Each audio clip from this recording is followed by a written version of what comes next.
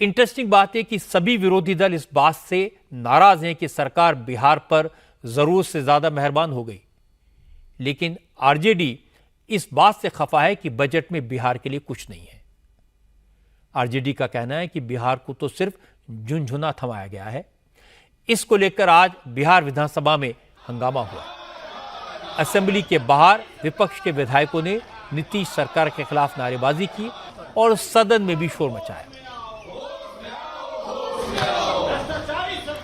RJD का कहना है कि बिहार को स्पेशल स्टेटस नहीं मिला, बजट में जातिगत जनगणना की बात नहीं की गई, न नीतीश कुमार ने सरकार पर इसके लिए दबाव डाला।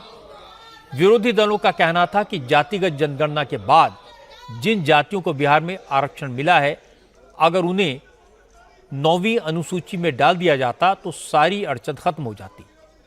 कोर्ट इस फैसले को रद्द नहीं कर पाता, इसलिए नीतीश कुमार को इस मुद्दे पर केंद्र सरकार पर प्रेशर बनाना चाहिए। बस इसी बात पर हंगामा शुरू हो गया।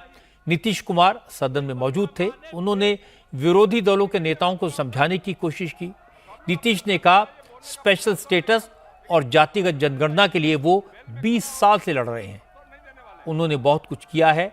हाई कोर्ट के फैसले के खिलाफ सुप्रीम कोर्ट में अपील फाइल की है, केंद्र सरकार को भी चिट्ठी लिखी है। आप लोग जो ऐसे ही बोलते रहते हैं, ये सब भूल जाते हैं कि हमने इसको कितना ज्यादा किस तरह से आप लोगों को भी कह के करवाया था। ये मेरी इच्छा थी और सब लोग एग्री किए थे। सुनिए, चुप रहिए। अगर बैठ करके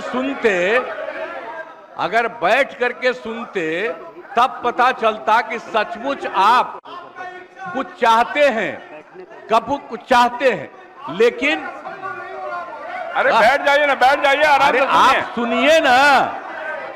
आप सुन क्यों नहीं रहे हैं? आप जानते हैं कि ये काम हम लोगों ने करवाया और जब आप लोगों के साथ थे, ये लोग, इन सब लोगों ने सपोर्ट किया। लेकिन आरजेडी और कांग्रेस के कई विधायक वेल में आकर नारेबाजी करने लगे, प्लेकार्ड दिखाने लगे, तो नीतीश कुमार को गुस्सा आ गया।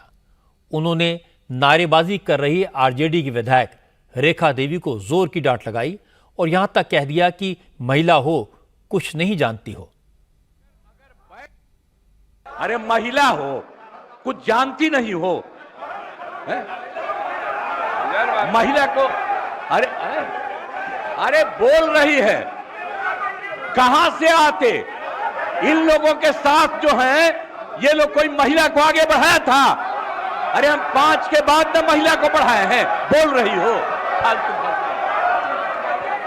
इसीलिए हम कह रहे हैं चुपचाप सुनो। अरे ऐसे ही बोल रहे। अरे क्या हुआ, सुनोगे नहीं? हम तो सुनाएंगे और अगर आप नहीं सुनिएगा तो आपकी गलती है। हालांकि जब नीतीश कुमार ने महिला विधायक को लेकर कमेंट किया तो स्पीकर नंदकिशोर यादव भी थोड़ा परेशान दिखे। उन्होंने नीतीश कुमार को रोकने की कोशिश की, लेकिन नीतीश काफी गुस्से में थे। उन्होंने इसके बाद आरजेडी और कांग्रेस के नेताओं को सारा पुराना इतिहास याद दिला दिया। लेकिन विपक्ष ने नीतीश के बयान को महिलाओं के सम्मान से जोड़ दिया। तेजस्वी यादव ने ट्विटर पर लिखा, महिलाओं पर ऊंची, अवांछित, असभ्य, अशिष्ट और निम्न स्तरीय टिप्पणियां करना मुख्यमंत्री नीतीश कुमार की आदत बन गई है।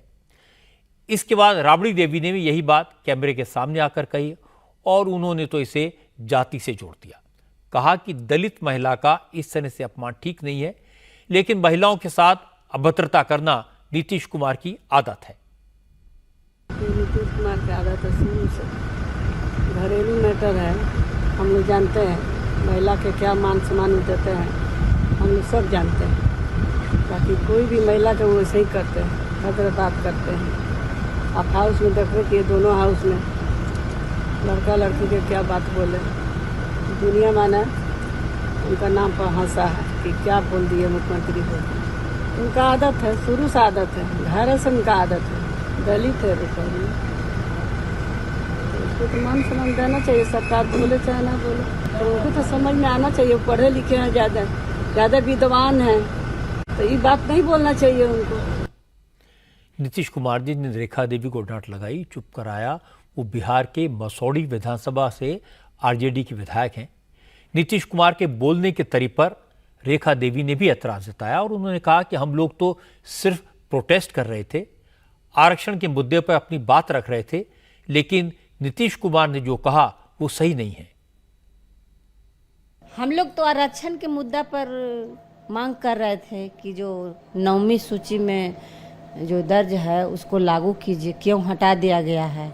आरक्षण विरोधी सरकार मतलब कि प्रदर्शन कर रहे थे, इतने में मुख्यमंत्री जी गरम हो गए और बौखला करके बोलने लगे कि अरे तुम महिला हो, तुम कुछ जानती हो, हम न लाए हैं, तुम कुछ जानते हो, तुम ताम कर। इस तरह से तो महिला को अपमानित नहीं करना चाहिए था। आपने भी अपनी तरफ से कुछ बातें रखी थी उस समय, आखिर ऐसा क्या कहा था उसने? हम लोग पूरे गठबंधन के लोग थे, पूरे विपक्ष के लोग बात रख रहे थे। ऐसा यही हम भी कर रहे थे कि आरक्षण विरोधी सरकार हाय हाय, नीतीश कुमार हाय हाय ऐसी करके बोल रहे थे हम प्रदर्शन में। तो और क्या होता है, नारेबाजी न होता है, यही बोल रहे थे।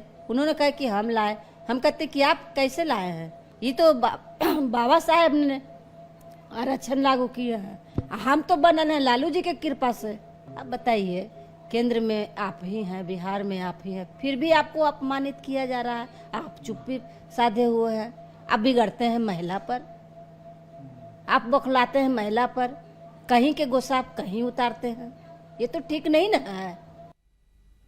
आरजेडी ने नीतीश कुमार के शब्दों और अंदाज पर एतराज जताया तो बीजेपी ने सफाई दी। पूर्व उप मुख्यमंत्री तारकिशोर प्रसाद ने कहा, सदन में जब मुख्यमंत्री बोल रहे हों तो उनका सम्मान होना चाहिए, उसमें रोका राकटी टोका टाकी नहीं होनी चाहिए। रही बात बिहार को स्पेशल पैकेज दिलाने की, तो बजट में नीतीश कुमार की मांग काफी हद तक मान ली गई है। उन्होंने बहुत साफ तौर पर कहा है कि विशेष पैकेज या विशेष अनुदान के लिए स्वयं मुख्यमंत्री जी ने पहल की और केंद्र सरकार ने उसको कल के बजट भाषण में पूरा भी किया।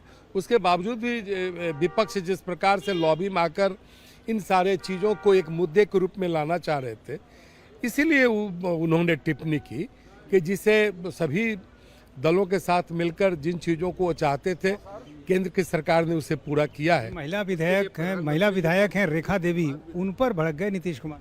अरे देखिए, जब माननीय मुख्यमंत्री जी बोल रहे हों तो माननीय सदस्यों को टिप्पणी करने से बचना चाहिए, क्योंकि माननीय मुख्यमंत्री अगर सदन में बोलते हैं तो सरकार बोलती है, इसलिए सरकार की बात को सुनना चाहिए। उसके बाद फिर जो टिप्पणी, जो अपनी बातें कहनी वो कहनी चाहिए। बिहार सरकार के पूर्व मंत्री और बीजेपी विधायक रामसूरत राय ने कहा, नीतीश कुमार तो रेखा देवी को ये समझा रहे थे कि उन्होंने महिलाओं के लिए क्या क्या काम किए, लेकिन विपक्ष के हंगामे के कारण मुख्यमंत्री को गुस्सा आ गया। रामसूरत राय ने कहा, आजकल नीतीश कुमार को कई बार गुस्सा आ जाता है, उनकी उम्र काफी है, इसका बुरा नहीं मानना चाहिए। उन्होंने यही समझाने का प्रयास किया है कि आप महिलाओं को, जब 2005 से जब मैं मुख्यमंत्री बना या हमारी सरकार बनी, तो हमने महिलाओं को सम्मान दिया, महिलाओं को आगे बढ़ाया, आरक्षण दे के आगे बढ़ाया। तो बहुत सारी बातें आप नहीं जानती हैं, जिस चीज़ को समझना चाहिए। और जिस दल में हैं आप, उस दल के लोगों ने महिलाओं को सम्मान नहीं दिया। ये इनका कहने का बात था कि हम समझाने का प्रयास करा। गुस्साने की बात नहीं हो तो हम सबों के नेता हैं, मुख्यमंत्री हैं, गार्जियन हैं, तो अगर गार्जियन कुछ शब्द बोलते भी हैं तो क्षम है, कोई दिक्कत नहीं है। बार बार नीतीश कुमार को इतना गुस्सा क्यों आता है? क्या उम्र का दोष है, उम्र का तकाजा है। और निश्चित रूप से जो व्यक्ति काम करता है उसको लोग बदनाम करता है, उसको लोग परेशान करता है, उसको लोग गलत विषय को उठाता है।